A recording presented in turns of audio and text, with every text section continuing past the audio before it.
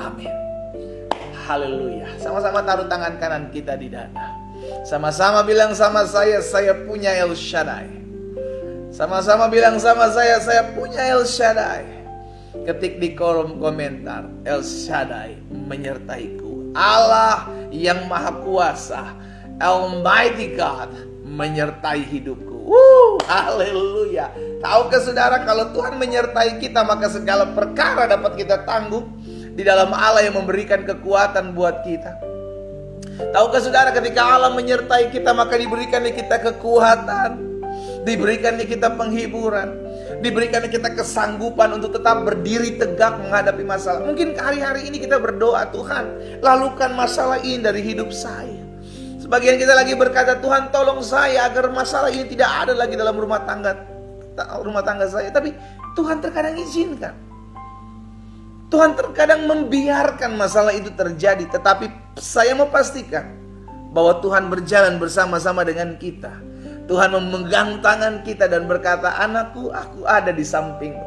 Anakku, aku menopangmu. Anakku, aku ada bersama-sama denganmu. Itu yang membuat kita keluar melewati padang gurun, keluar melewati masalah sebagai orang-orang yang lebih daripada pemenang. Haleluya.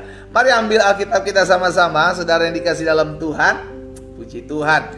Pagi hari ini kita sudah ada dalam Keluaran pasal 38. Yes, El Shaddai menyertaiku.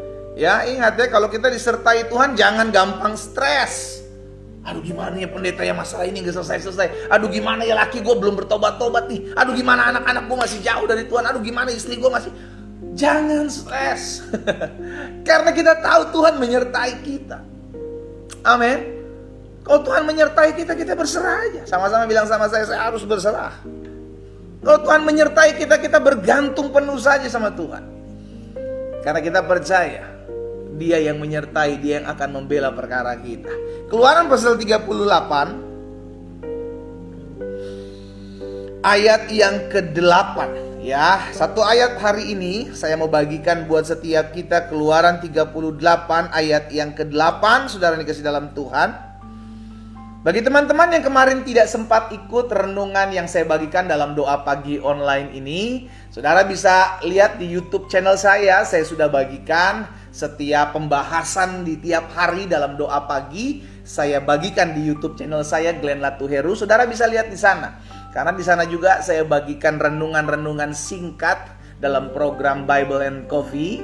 Ya, setiap hari Senin sampai dengan hari Sabtu. Dan ada khotbah-khotbah saya juga di dalam ibadah minggu, di mana gereja di Tuhan percayakan saya gembalakan, saya bagikan juga di sana. Sehingga ada banyak berkat-berkat Tuhan yang kita terima ketika kita terus mendalami firman Tuhan, ketika kita terus tertanam akan firman Tuhan ya.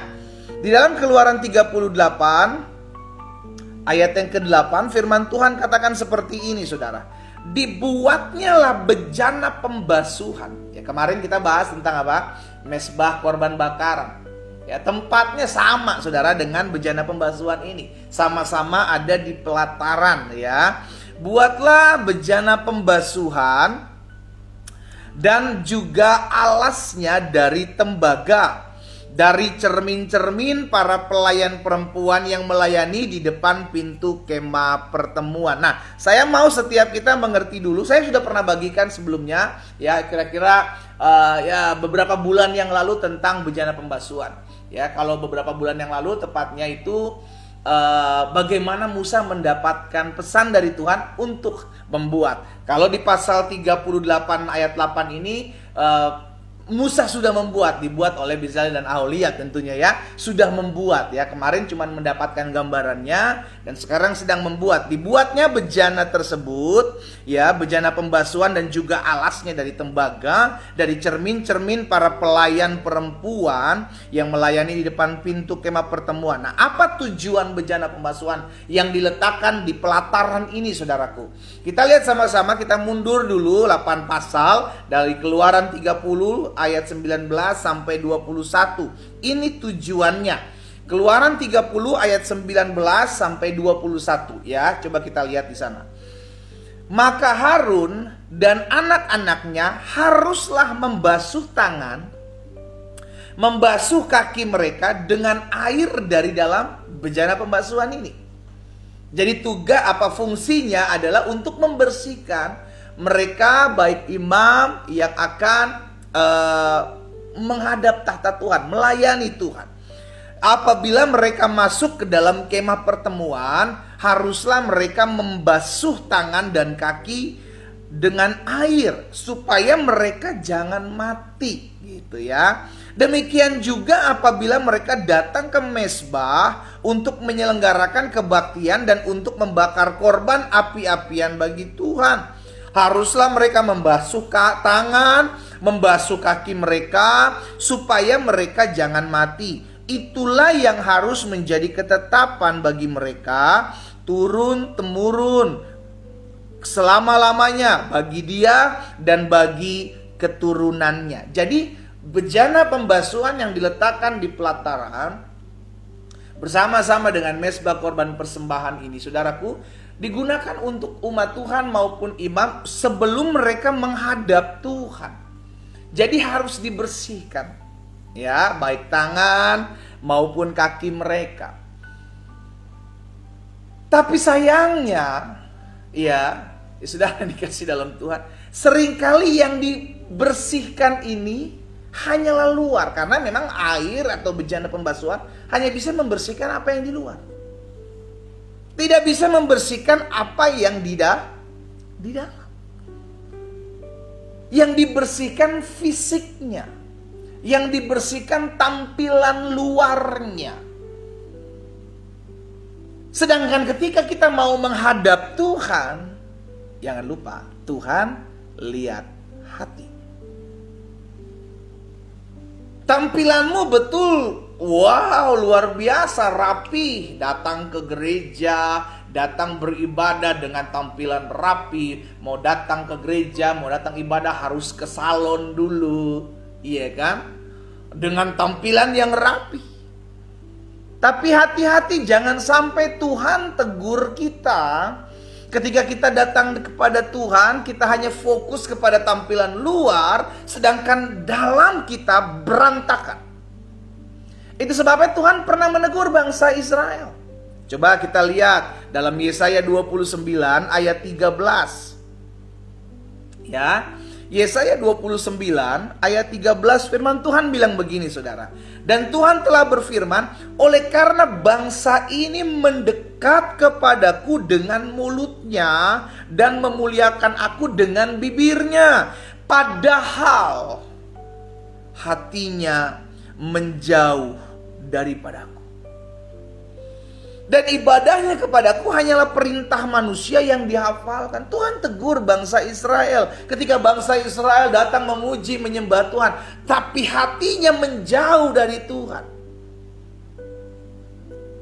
Yang Tuhan cari bukan hanya sekedar fisik kita datang beribadah, tetapi pikiran kita kemana-mana, saudaraku. Yang Tuhan cari bukan hanya sekedar mulut yang memuji menyembah Tuhan, tetapi hati yang menyediakan tempat buat pribadinya. Kan seringkali itu yang hanya fokus kita kepada, yang penting saya udah ibadah lah, yang penting saya hari Minggu udah ke gereja. Enggak hanya seperti itu, saudaraku.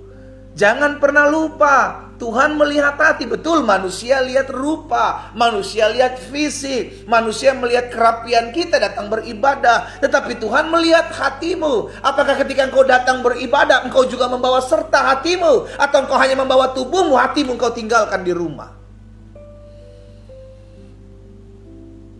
Kita lihat sama-sama di dalam 1 Samuel pasal 16. 1 Samuel pasal 16 ayat yang ke-7. Ketika Samuel disuruh Tuhan untuk mengurapi anak Isa yakni Daud, maka Samuel salah lihat. 1 Samuel 16 ayat 7 bilang begini. Tetapi berfirmanlah Tuhan kepada Samuel, jangan pandang parasnya atau perawakannya yang tinggi. Jangan pandang fisiknya, jangan pandang luarnya, jangan pandang kulitnya, sebab aku telah menolaknya, kata Tuhan. Bukan apa yang dilihat manusia yang dilihat Allah, no. Manusia melihat apa yang di depan mata, tetapi Tuhan melihat hati. Tuhan tegur Samuel ketika akan mengurapi anak Daud. Tuhan bilang bukan dia. Sekalipun dia ahli berperang, sekalipun dia memiliki perawakan yang tinggi, tetapi Tuhan telah menolaknya. Tuhan gak mau memakai dia. Tuhan mau memakai yang satu yang lebih kecil, yakni Daud. Disitulah Tuhan sampaikan kepada Samuel, jangan pandang paras, jangan pandang rupa. Kenapa? Karena seringkali manusia melihat luar. Seringkali manusia melihat covernya, melihat bungkusnya, melihat kemasannya. Tapi Tuhan tembus sampai kedalaman hati saudara dan saya. Kita bisa bohongin orang, saudara. Kita bisa bohongin hamba Tuhan. Kita bisa bohongin orang lain. Tapi kita gak pernah bisa bohongin Tuhan. Tuhan lihat apa motivasi kita. Apa tujuan kita datang beribadah kepada Tuhan. Ya, jadi ketika bejana pembasuhan dibuat, maka itu hanya membersihkan bagian luar, tangan, kaki. Tapi ketika engkau datang kepada Tuhan, bukan cuma hanya bagian luarmu diperhatikan, Tuhan perlu juga bagian dalammu diperhatikan. Apakah kedatangan kita benar-benar tulus untuk memuji menyembah Tuhan? Atau ada sesuatu? Hari ini kita diingatkan saudara yang dikasih dalam Tuhan, ayo perhatikan juga manusia rohani kita. Jangan hanya manusia jasmani kita perhatikan, namun kita menelantarkan lah kira-kira gitu kan manusia rohani kita, sehingga hati kita masih dipenuhi dengan kebencian. Kita beribadah, bahkan saudara, saya dengar ada orang yang masih belum menerima, mengampuni saudaranya, masih menyimpan kebencian, melayani Tuhan. Apa yang dia mau layani? Saudaranya yang terlihat saja belum dia bisa ampuni, bagaimana dia bisa melayani Tuhan yang tidak dia lihat? Tidak mungkin. Dia sedang bermain sandiwara. Dan tahukah saudara, Tuhan lihat itu. Tuhan lihat itu. Itu sebabnya kenapa ketika Yesus selama 3,5 tahun melayani di muka bumi, dia tegur habis-habisan ahli-ahli Taurat, orang-orang Farisi. Karena rupa luarnya rohani. Tuhan Yesus bilang seperti ini dalam Matius 23. Matius 23 ayat yang ke-27 sampai dengan ayat 28. Matius 23 ayat 27 dan 28, Tuhan bilang begini kepada ahli-ahli Taurat, orang-orang Farisi. Celakalah kamu, hai ahli-ahli Taurat, hai orang-orang Farisi, hai kamu orang munafik, sebab kamu sama seperti kuburan yang dilabur putih. Sebelah luar memang bersih tampaknya, ya, yang terlihat bersih, tetapi yang sebelah dalamnya penuh tulang belulang dan berbagai jenis kotoran. Demikian juga kamu, kata Tuhan, hai ahli-ahli Taurat, hai orang-orang Farisi, di sebelah luar kamu tampaknya benar di mata orang, tetapi sebelah dalam kamu penuh kemunafikan, kedurjanaan. Ditegur. Kenapa? Karena rohaninya cuman di luar, dalamnya rohana. Ayo sama-sama kita belajar hari ini. Jangan kita hanya fokus kepada bagian luar kita saja ketika kita datang kepada Tuhan. Yang penting Tuhan tahulah saya datang udah ibadah ya hari Minggu. Untuk menghilangkan rasa bersalah kita ketika kita gak datang ke gereja. Tetapi hati kita masih sulit mengampuni, hati kita masih menyimpan kebencian, kedendaman. Engkau datang ke gereja, enggak salah saudara, betul. Engkau harus datang beribadah, tetapi perbaiki juga hatimu. Ketika engkau mendengar firman harus mengampuni, open your heart, buka hatimu, biar Roh Kudus menjamah hidupmu. Jangan engkau tolak firman yang sudah disampaikan. Roh Kudus sudah mengingatkan, ayo ampuni suamimu. Roh Kudus sudah mengingatkan, ayo ampuni anak-anakmu. Roh Kudus sudah mengingatkan, ayo ampuni orang tuamu. Roh Kudus sudah mengingatkan, ayo ampuni mertua, menantumu, adikmu, kakakmu. Tapi engkau menolaknya. Padahal setiap hari engkau beribadah, setiap hari engkau dengarkan firman, setiap hari engkau melayani Tuhan. Engkau sedang mendukakan Roh Kudus. Karena engkau menolak suaranya. Engkau sedang tidak memperhatikan isi hatimu. Yang kau perhatikan, yang penting saya melayani Tuhan lah Pak. Yang penting saya beribadah datang kepada Tuhan lah Pak. Manusia boleh tidak tahu apa yang kau sembunyikan. Tapi semua terbuka di mata Tuhan. Semua terlihat di mata Tuhan. Nah, saya pelajari begini. Karena Tuhan mau setiap kita bukan hanya tubuh bagian luar saja yang dibersihkan, tetapi juga bagian atau keseluruhan hidup kita. Maka yang pertama, ya ingat, Tuhan mau bukan cuma bagian luar saja diperhatikan, tampilan luar saja yang diperhatikan, tapi keseluruhan hidup kita, termasuk apa yang ada dalam hati dan pikiran kita. Karena itu yang pertama, jangan pernah berhenti merenungkan firman Tuhan. Kenapa? Karena dengan kau merenungkan firman Tuhan, bagian dalammu sedang dibersihkan. Tuhan Yesus bilang sama murid-muridnya dalam Yohanes 15 ayat yang ketiga seperti ini. Kamu memang sudah bersih oleh karena firman yang kukatakan kepadamu. Yohanes 15 ayat 3. Jadi firman Allah membersihkan manusia rohani kita. Ya. Firman membersihkan apa yang di dalam kita, bukan di luar.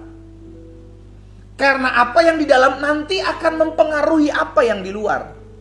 Saya ulangi sekali lagi. Ketika firman membersihkan dalam kita, maka firman yang membersihkan di dalam kita, hati kita, pikiran kita, perasaan-perasaan kita, itu akan berdampak di luar. Akar pohon, saudaraku, yang tidak terlihat, ya, akar pohon yang tidak terlihat itu sangat mempengaruhi tumbuh kembangnya sebuah pohon. Baik kuatnya berdiri, kokohnya batangnya, hijau daunnya, ataupun berbuah atau tidak. Itu tergantung apa? Sesuatu yang tidak terlihat. Apa itu? Akar. Ya, akar itulah yang menopang. Akar itulah yang memberikan nutrisi ke atas. Sesuatu yang tidak terlihat itu akan mempengaruhi apa yang terlihat. Jadi perhatikan betul, saudara yang dikasih dalam Tuhan, perhatikan betul apa yang tidak terlihat dalam hidup kita. Kerohanian kita, hati kita, itu perhatikan. Dan melalui firman Tuhan ini, kita diingatkan. Firman membersihkan. Maka pemazmur bilang begini, firman-Mu pelita bagi kakiku dan terang bagi jalanku. Untuk apa? Untuk menerangi jalan saudara dan saya. Untuk menerangi langkah hidup kita. Sehingga kita tidak berjalan lagi dalam kegelapan. Yang pertama, karena Tuhan mau bukan hanya tubuh fisik kita dibersihkan untuk datang kepada Tuhan. Ya, bukan cuma tubuh fisik ya, dalam bejana pembasuhan mereka hanya cuci tangan, cuci kaki. Dalam bejana pembasuhan mereka hanya membersihkan bagian fisik luar, tetapi tidak memperhatikan tubuh rohaninya. Tetapi Yesus mengajarkan kepada setiap kita, firman membersihkan hidupmu, membersihkan hatimu. Jadi yang pertama, karena Tuhan mau bukan hanya tubuh kita yang bersih, namun keseluruhan tubuh kita. Maka yang pertama, jangan pernah berhenti merenungkan firman Tuhan. Orang yang berhenti merenungkan firman Tuhan adalah orang yang berhenti bertumbuh dalam kerohaniannya. Itu sebabnya kenapa setiap hari saya rindu membagikan renungan-renungan singkat, baik dalam doa pagi online secara live maupun renungan-renungan singkat yang saya bagikan melalui program Bible and Coffee. Kenapa? Karena saya rindu agar setiap umat Tuhan, mungkin saya belum mengenal Bapak Ibu Saudara.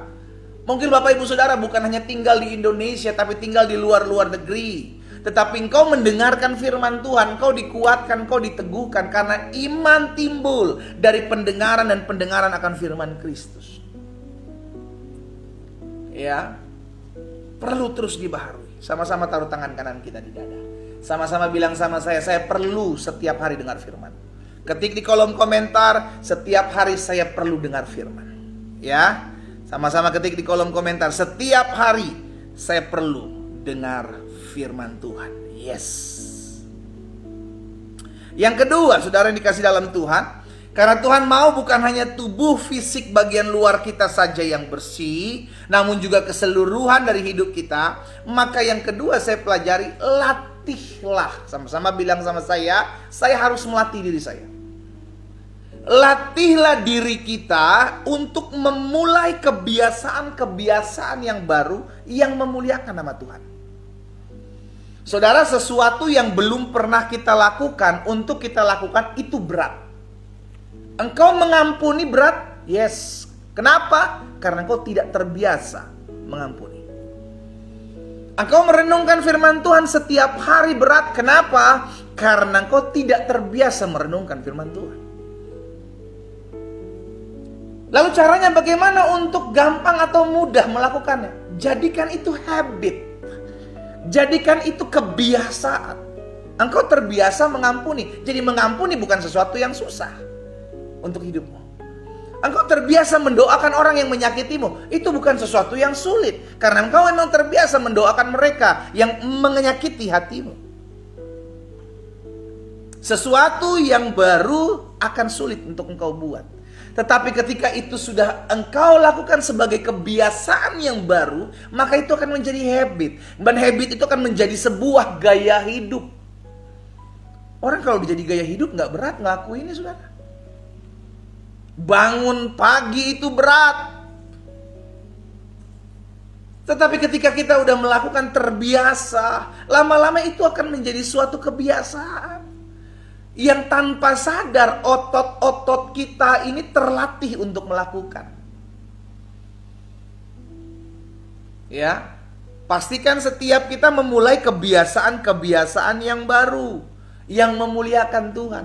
Ayo, stop kebiasaan-kebiasaan yang lamamu, yang tidak memuliakan Tuhan, stop. Aduh, habis gimana ya pendeta, saya itu kalau nggak bohong sehari itu kayaknya kayak ada yang kurang. Itu karena kebiasaan. Aduh, gimana ya pendeta, saya kalau nggak nipu orang, atau saya kayak nggak ngomongin orang sehari itu kayak ada yang kurang. Karena kebiasaan. Mulai stop kebiasaan-kebiasaanmu yang lama, dan mulai kebiasaan-kebiasaan yang baru yang memuliakan Tuhan.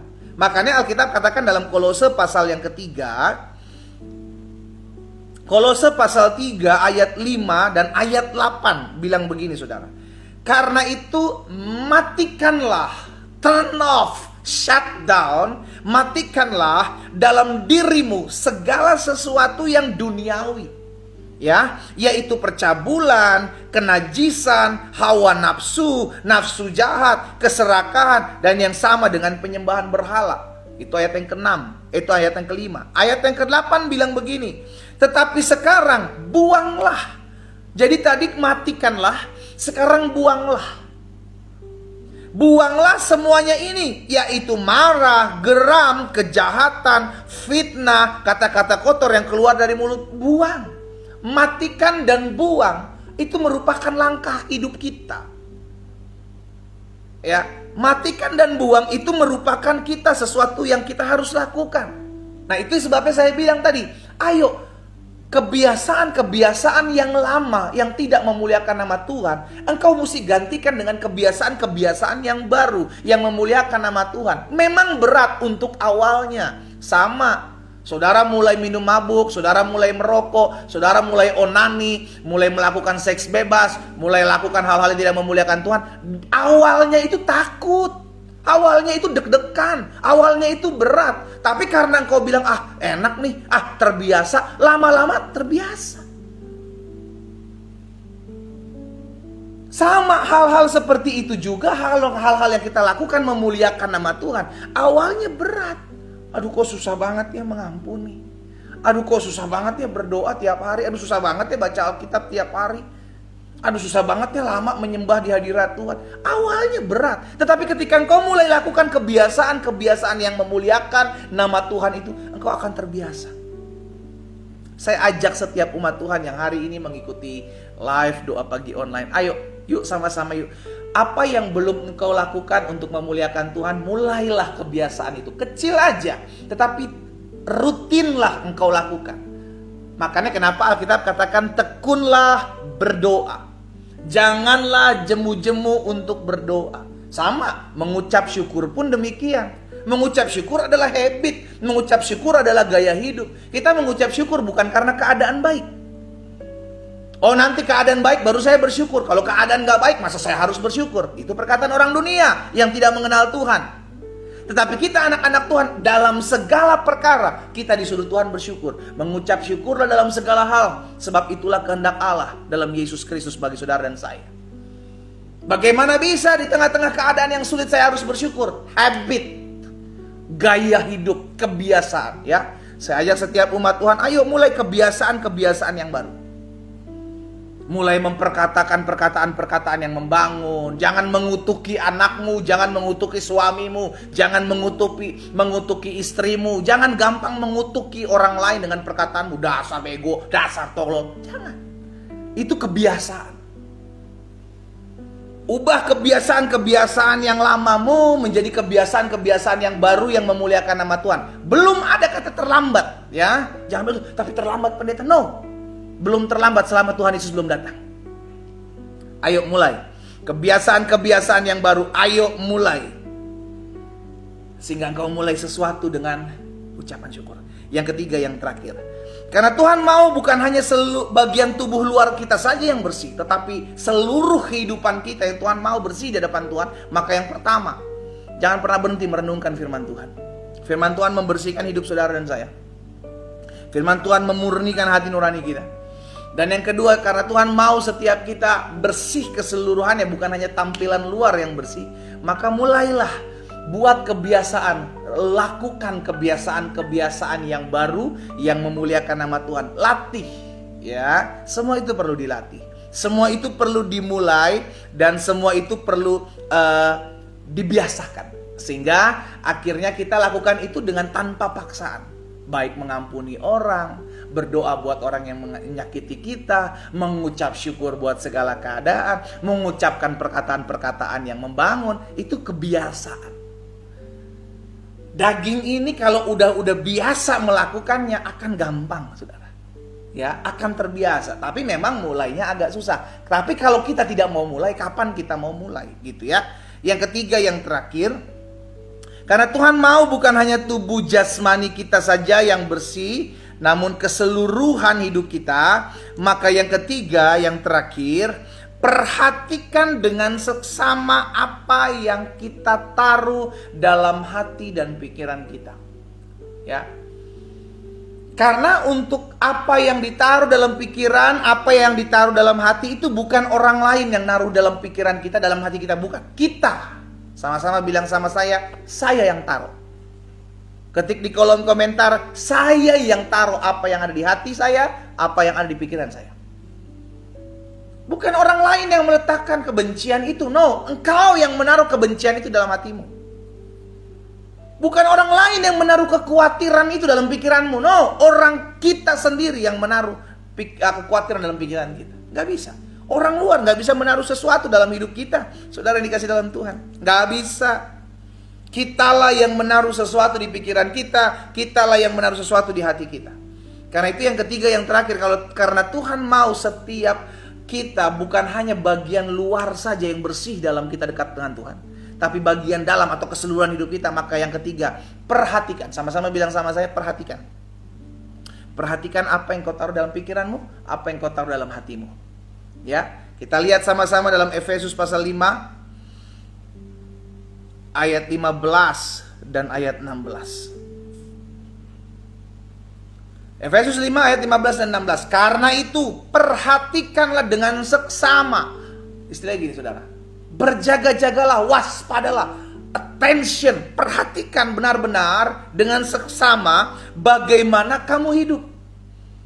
Ya. Setiap langkah, setiap kehidupan kita, ayo diperhatikan. Jangan asal hidup gitu loh, yang penting gue hidup lah, jangan. Tetapi hidupmu berguna gak? Hidupmu membangun gak? Hidupmu bermanfaat gak buat orang lain? Perhatikan dengan seksama bagaimana kamu hidup. Jangan seperti orang bebal, tetapi seperti orang arif. Dan pergunakanlah waktu yang ada, karena hari-hari ini adalah hari-hari yang jahat. Hati-hati, hati-hati. Orang lain tidak bisa menaruh sesuatu dalam pikiranmu, dalam hatimu. No, kita yang menaruh itu dalam pikiran dan hati kita. Ya, kita yang memutuskan. Kita taruh kebencian di hati kita, kita taruh kekhawatiran di pikiran kita. Itu semua kita yang taruh, bukan orang lain. Kenapa penting untuk memperhatikan apa yang kita taruh? Karena berhubungan, itu yang tadi saya bilang. Apa yang tidak terlihat akan terpancar keluar. Makanya Tuhan Yesus bilang dalam Matius 15. Matius 15 ayat 18 dan 19, Tuhan Yesus bilang begini. Apa yang keluar dari mulut, itu berasal dari hati. Ya. Dan itulah yang menajiskan seluruh, bukan apa yang masuk, tetapi apa yang keluar yang menajiskan.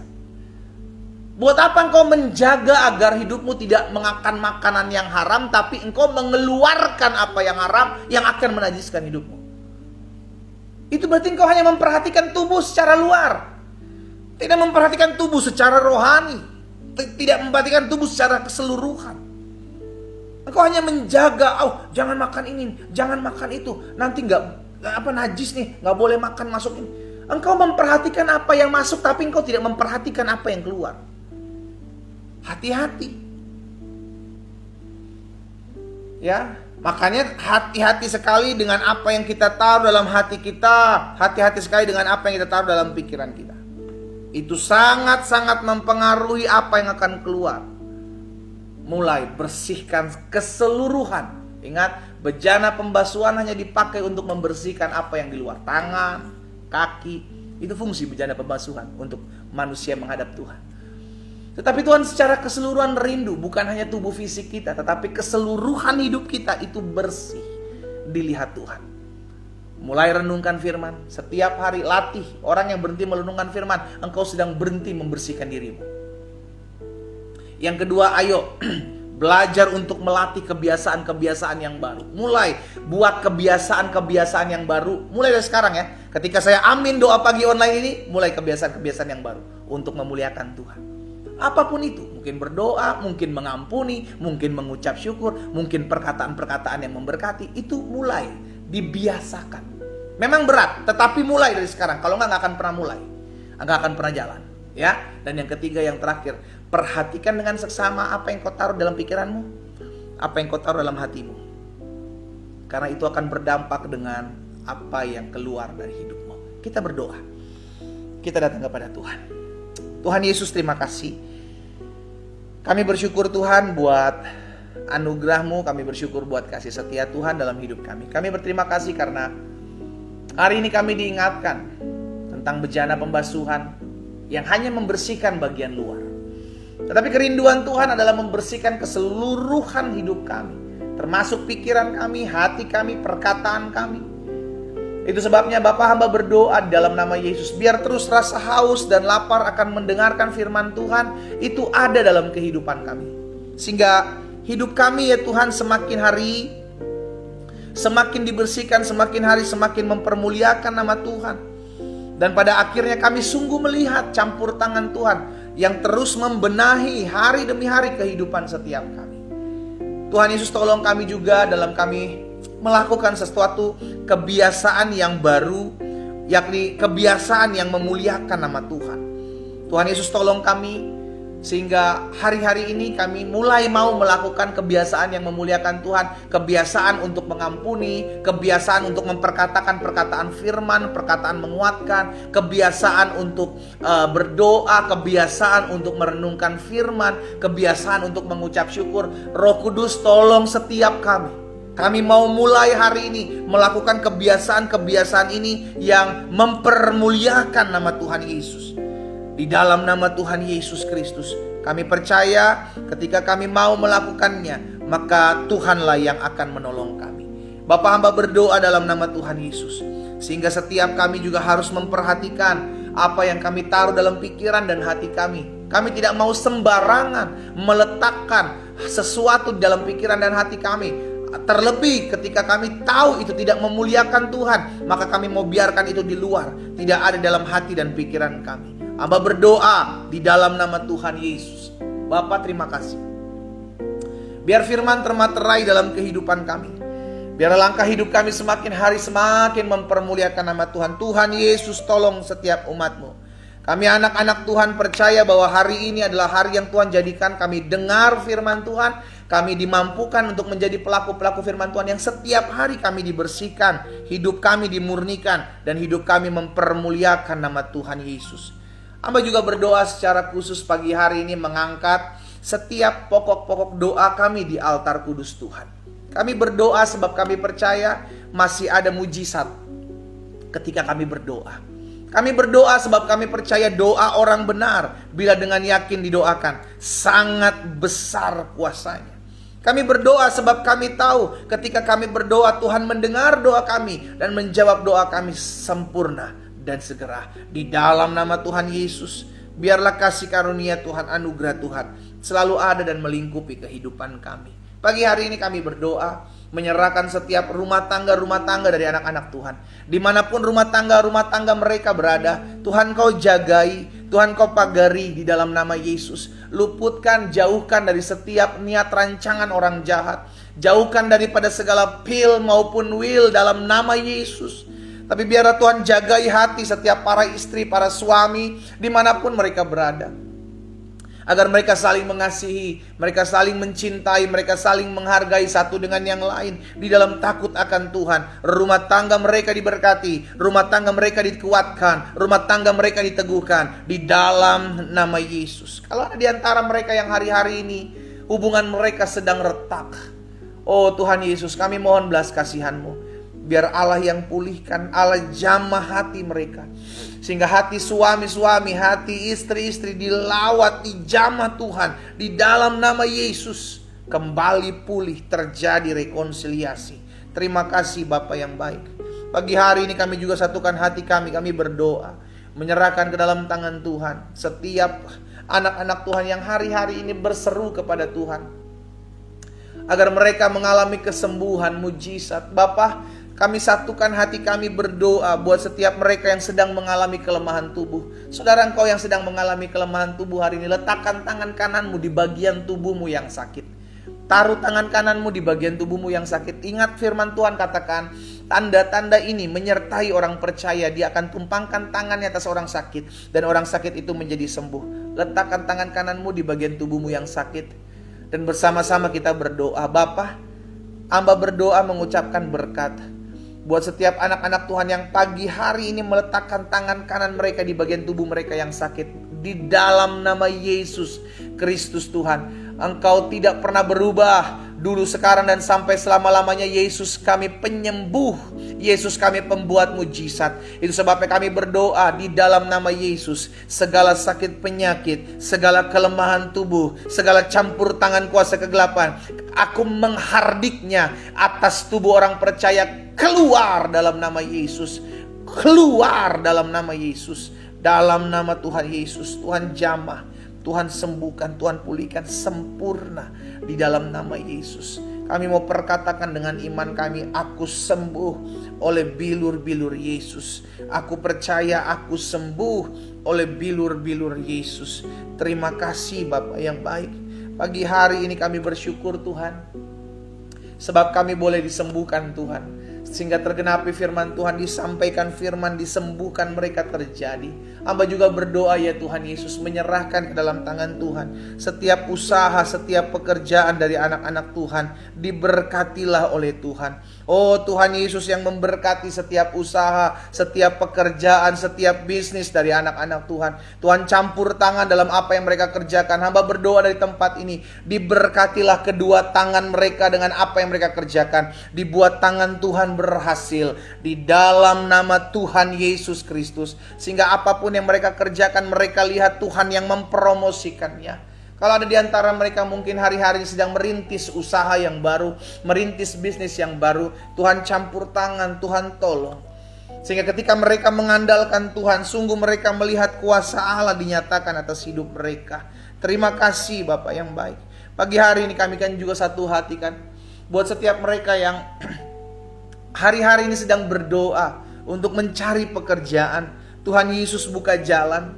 Kami satukan hati kami berdoa, Tuhan tolong. Buat mereka yang berdoa, buat anak mereka berdoa, buat suami mereka atau istri mereka yang sedang mencari pekerjaan, atau mungkin mereka berdoa buat diri mereka sendiri sedang mencari pekerjaan. Dari tempat ini hamba berdoa di dalam nama Yesus Tuhan, campur tangan kuasa Allah dinyatakan bagi mereka di dalam nama Yesus. Mereka melihat mujizat, mereka melihat keajaiban dari Tuhan. Bagaimana mereka akan dapat pekerjaan yang terbaik yang berasal daripada Tuhan.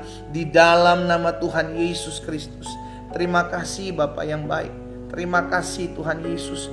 Kami bersyukur Tuhan Yesus buat keberkatan-Mu, buat kasih setia-Mu. Kalau ada di antara umat Tuhan yang hari-hari ini juga berdoa buat perekonomian mereka, buat keuangan mereka yang mungkin hari-hari ini sedang mengalami kekurangan, Bapa hamba berdoa bagi mereka, biarlah mereka belajar untuk mengucap syukur dengan segala keadaan yang memang Tuhan sedang izinkan hari-hari ini. Tapi hamba juga berdoa di dalam nama Tuhan Yesus, biarlah Tuhan campur tangan dalam hidup mereka, sehingga mereka melihat pemeliharaan Tuhan sempurna. Sebab kami tahu sampai hari ini Engkaulah Bapa yang baik, Engkaulah Gembala yang baik, yang memelihara hidup setiap kami umat-Mu, yang bergantung penuh kepada Tuhan. Di dalam nama Tuhan Yesus Kristus, Tuhan campur tangan, Tuhan tolong di dalam nama Tuhan Yesus. Terima kasih Bapa yang baik, terima kasih. Saudara yang dikasih dalam Tuhan, ada beberapa anak Tuhan yang hari ini mengikuti live doa pagi online ini.